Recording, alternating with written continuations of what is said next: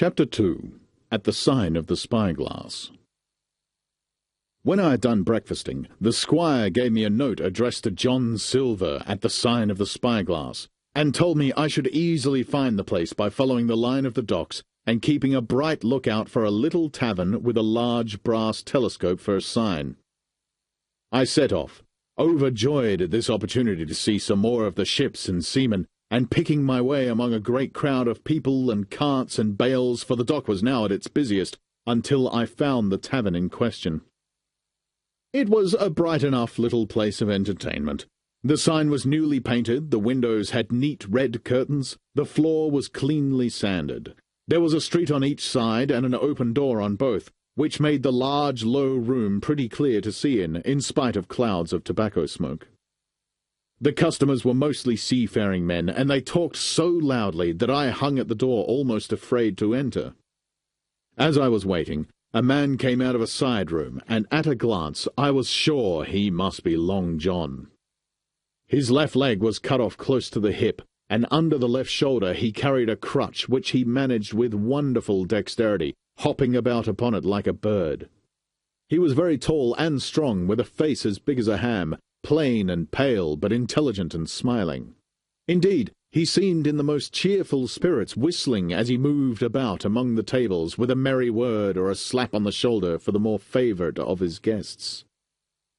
Now, to tell you the truth, from the very first mention of Long John in Squire Trelawney's letter, I had taken a fear in my mind that he might prove to be the very one-legged sailor whom I had watched for so long at the old Benbow. But one look at the man before me was enough. I had seen the captain and Black Dog and the blind man Pew, and I thought I knew what a buccaneer was like. A very different creature, according to me, from this clean and pleasant-tempered landlord. I plucked up courage at once, crossed the threshold, and walked right up to the man where he stood, propped on his crutch, talking to a customer. "Mr. Silver, sir?" I asked, holding out the note. "Yes, my lad," said he. "Such is my name, to be sure. And who may you be?" And then, as he saw the squire's letter, he seemed to me to give something almost like a start. "Oh," said he, quite loud, and offering his hand. "I see, you are our new cabin boy. Pleased I am to see you." And he took my hand in his large firm grasp.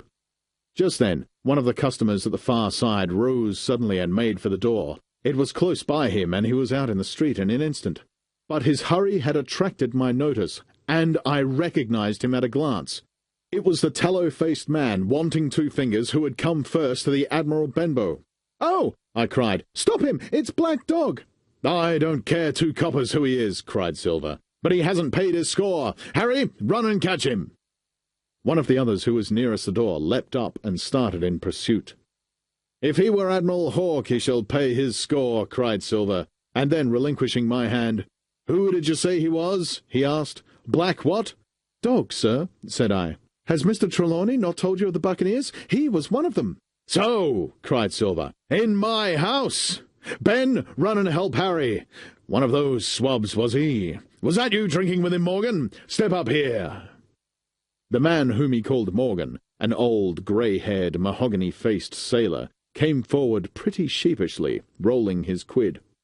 "Now, Morgan," said Long John very sternly, "you never clapped your eyes on that black dog, did you now?" "Not I, sir," said Morgan with a salute. "You didn't know his name, did you?" "No, sir." "By the powers, Tom Morgan, it's as good for you," exclaimed the landlord. "If you'd been mixed up with the like of that, you would never have put another foot in my house, you may lay to that. And what was he saying to you?" "I don't rightly know, sir," answered Morgan. "Do you call that a head on your shoulders, or a blessed dead eye?" cried Long John. "Don't rightly know, don't you? Perhaps you don't happen to rightly know who you was speaking to, perhaps. Come now, what was he jawing? Voyagers, captains, ships? Pipe up, what was it?" "We was a-talking of keel-hauling," answered Morgan. "Keel-hauling, was you? And a mighty suitable thing, too, and you may lay to that. Get back to your place for a lubber, Tom."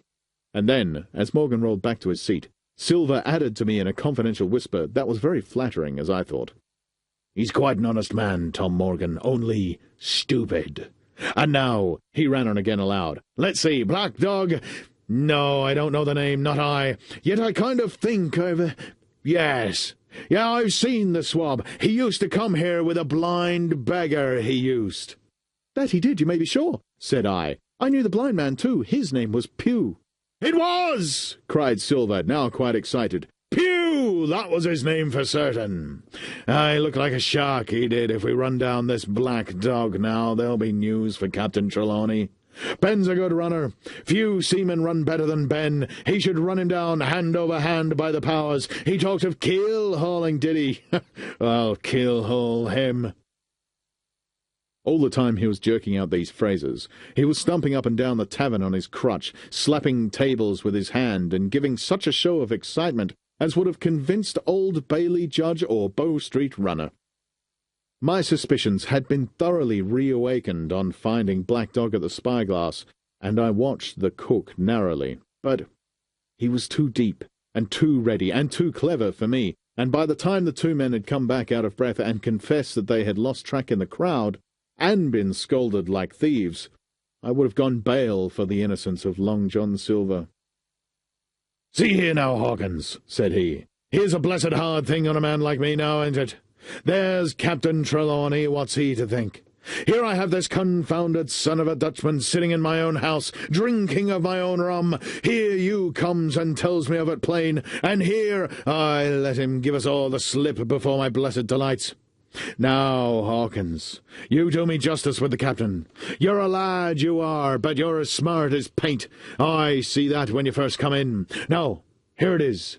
What could I do with this old timber I hobble on? When I was an A.B. master mariner, I'd have come up alongside him hand over hand and broached him to embrace of shakes, I would. But now—" And then, all of a sudden, he stopped, and his jaw dropped as though he had remembered something. "The score!" he burst out. "3 goes a rum! Why, shiver my timbers if I hadn't forgotten my score!"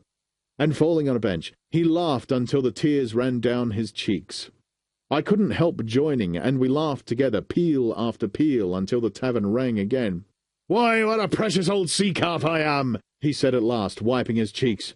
"You and me should get on well, Hawkins, for I'll take my davy I should be rated ship's boy. But come now, stand by to go about, this won't do. Duty is duty, messmates. I'll put on my old cockerel hat and step along of you to Captain Trelawney and report this here affair. For mind you, it's serious, young Hawkins, and neither you nor me's come out of it with what I should make so bold as to call credit. Nor you neither, says you, not smart, none of the pair of us smart, but dash my buttons, that was a good un about my score." And he began to laugh again, and that so heartily that though I did not see the joke as he did, I was obliged to join him in his mirth. On our little walk along the quays, he made himself the most interesting companion, telling me about the different ships that we passed by, their rig, tonnage, nationality, explaining the work that was going forward, how one was discharging, another taking in cargo, and a third making ready for sea, and every now and then telling me some little anecdote of ships or seamen, or repeating a nautical phrase till I had learned it perfectly. I began to see that here was one of the best of possible shipmates. When we got to the inn, the squire and Dr. Livesey were seated together, finishing a quart of ale with a toast in it, before they should go aboard the schooner on a visit of inspection. Long John told the story from first to last with a great deal of spirit and the most perfect truth. "That's how it were now, weren't it, Hawkins?" he would say now and again, and I could always bear him entirely out. The two gentlemen regretted that Black Dog had got away, but we all agreed there was nothing to be done, and after he had been complimented, Long John took up his crutch and departed. "All hands aboard by 4 this afternoon," shouted the squire after him. "Aye, aye, sir!" cried the cook in the passage. "Well, squire," said Dr. Livesey, "I don't put much faith in your discoveries as a general thing, but I will say this. John Silver suits me." "The man's a perfect trump," declared the squire. "And now," added the doctor, "Jim may come on board with us, may he not?" "To be sure he may," says squire.